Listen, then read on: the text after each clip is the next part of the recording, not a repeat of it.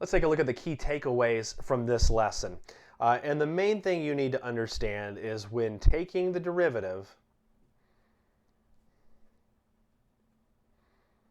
of a composition of functions. And hopefully today, in some of the worked examples, you got a feel for breaking down the composition, identifying it's this function acting on another function. But whenever we take the derivative of this composition of functions, you must use the chain rule,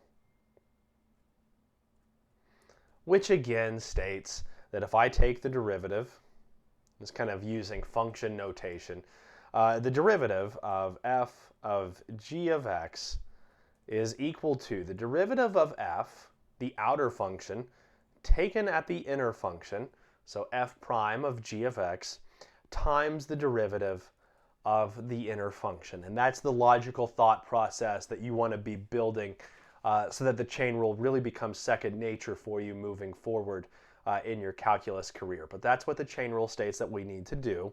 And then also remember, as we saw in the previous video, that the chain rule may be applied more than once.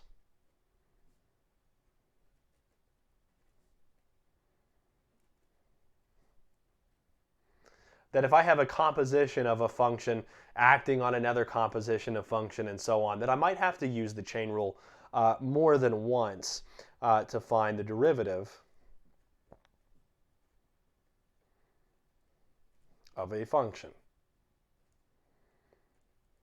This is going to be one of the last major derivative rules you learn, but it's arguably the most important one because it's going to be one that you're always going to have to use anytime you have a composition of functions.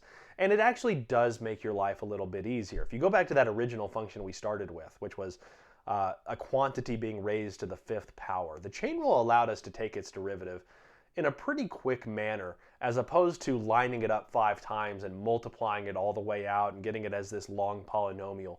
The chain rule really does allow us to take derivatives efficiently, but it is something that requires some practice to identify that composition of functions and then apply the chain rule when you take the derivative of them.